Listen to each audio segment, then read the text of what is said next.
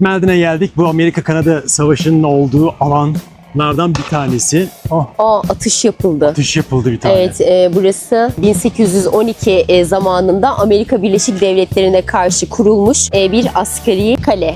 Evet, burada silahlar ve kılıçlar var.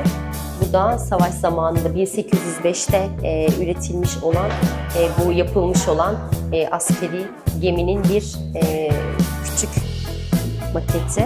Burada ne var?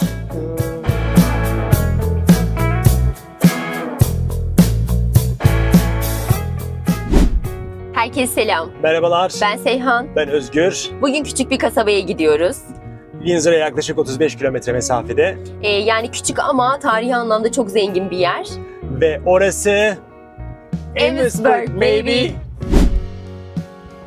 Evet, 1812 savaşları sırasında stratejik bir öneme sahip olan bu kale Amerika Birleşik Devletleri'ne karşı savunma amaçlı olarak inşa edilmiş. Bu ileride de atışlar yapıyorlar. Evet. Burası şimdi şöyle elimize girişte bizim bir harita verdiler. Burayı anlatan bu arkamızdaki işte buradaki kişilerin savaş sırasında kullanılan laundry room'uymuş burası. Çamaşırhane yani. Bu savaş döneminde kullanılan bir askeri kale. Amerikan kuvvetlerine karşı bir savunma hattı oluşturmuşlar. Burayı öyle kurmuşlar ve İngilizler işte burasını yani Fort Maldon'ı kullanarak Amerikan güçlerinin Kanada'ya girişini engellemeye çalışmışlar. Yani işte 1800'lü yıllarda insanlar burada ülkelerini korumuşlar. Evet, savunma hattıymış yani burası. Savunma hattı. Bir de şimdi arka tarafa gidelim. Hadi şu binaya gidelim. Orada atışlar yapılacak. Evet. Askeri kampın ortasına değil. Evet, kampın ortası. Şimdi az önce konuştuğumuz kapı vardı. İşte oradan içeriden geçtik. Sadece geçiş bu şekildeymiş. Oradan geçtik. Buraya şimdi burada saat 4.30'da atış yapacaklar. Onları izleyeceğiz.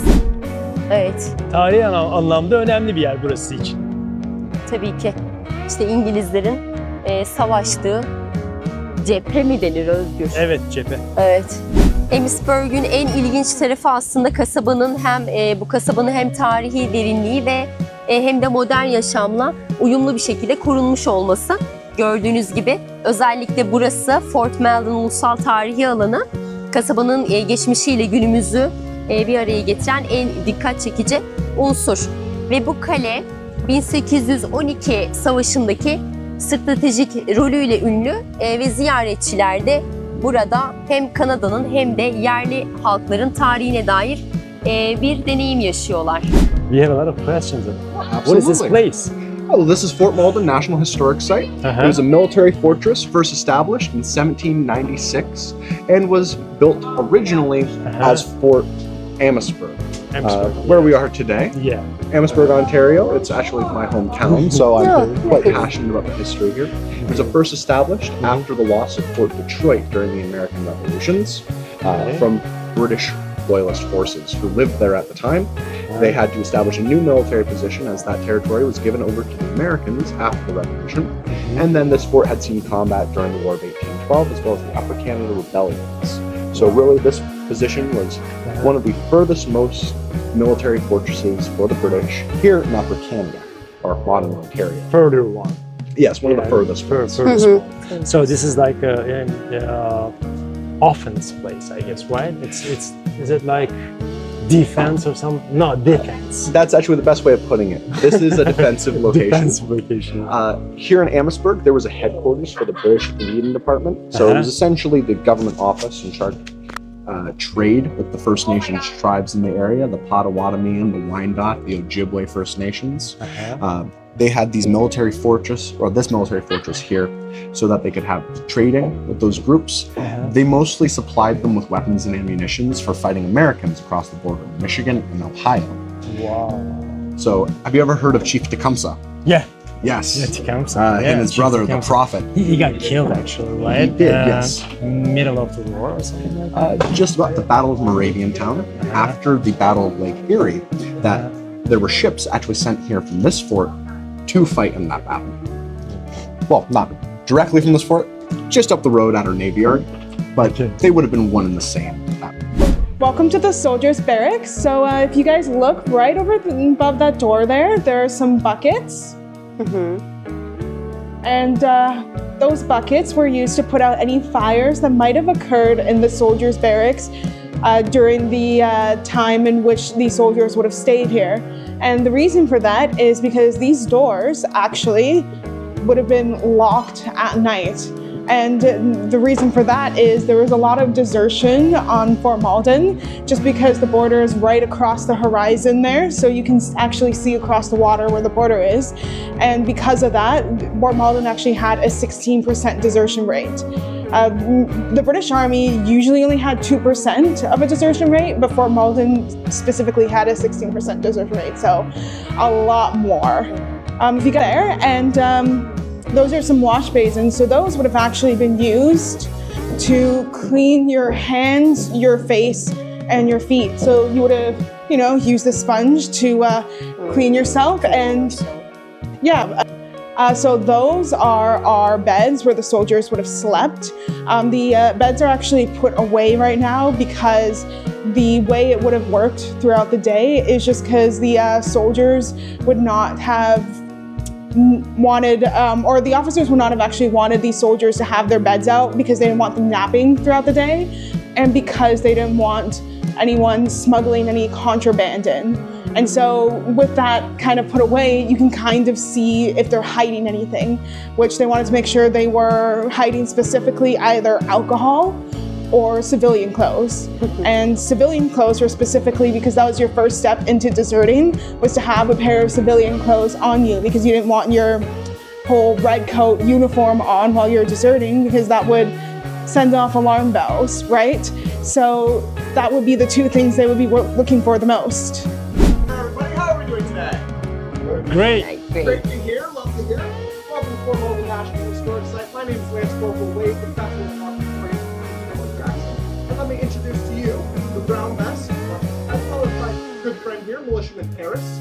He will be firing off 2 shots for you fine folks with this weapon. But before he does that, let me tell you a little bit about it. This is a brown vest flintlock musket, also given the nickname brown vest here. But in reality, its full name, its legal name, is the India Pattern Power Flintlock Smooth Bore Muzzle Loading Musket. That essentially just tells you exactly what it is. It is a flintlock musket that would have been used by the British Redcoats in the 18th and 19th centuries.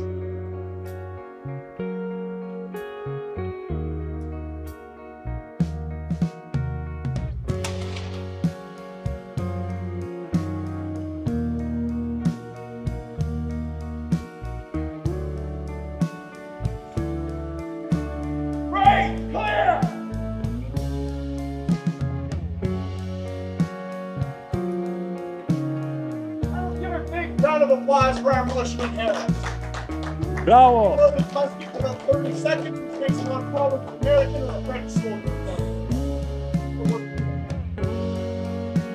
And that was true in the time period. The British soldier, he was the best in the world, trained to load and fire his weapon in about 15 seconds or so, or around 3 shots in a minute.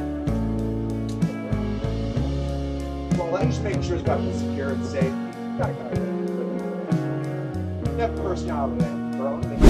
Müzenin içine geldik. Bunlar savaşta kullanılan gülleler.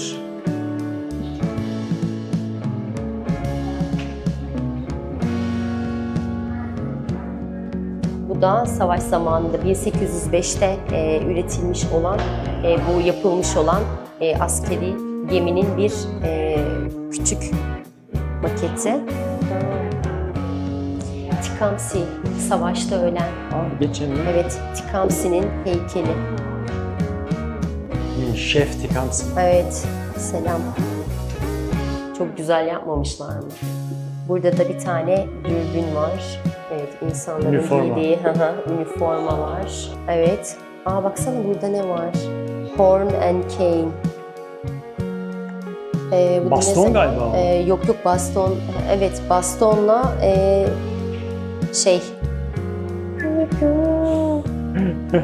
adı ne? Borazan. Borazan gibi bir şey, evet. Bu da 1813'te kullanılmış şey.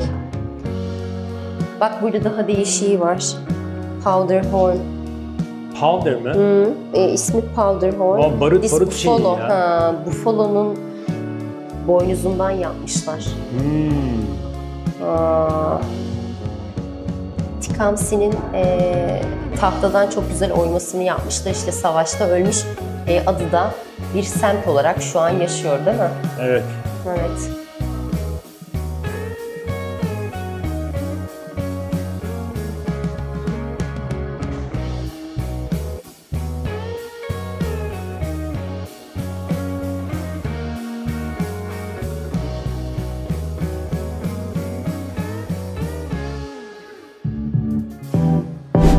Bu sokağı da kapatmışlar. Şimdi burası zaten böyle sadece yayalara açık bir yer. Yerde de dama var.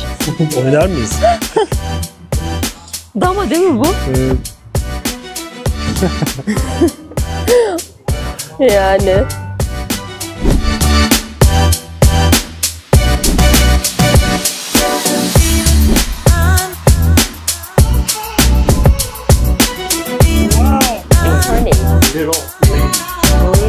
Buradan başlıyor, buradan geçip hop Amerika'ya geçiyorsunuz.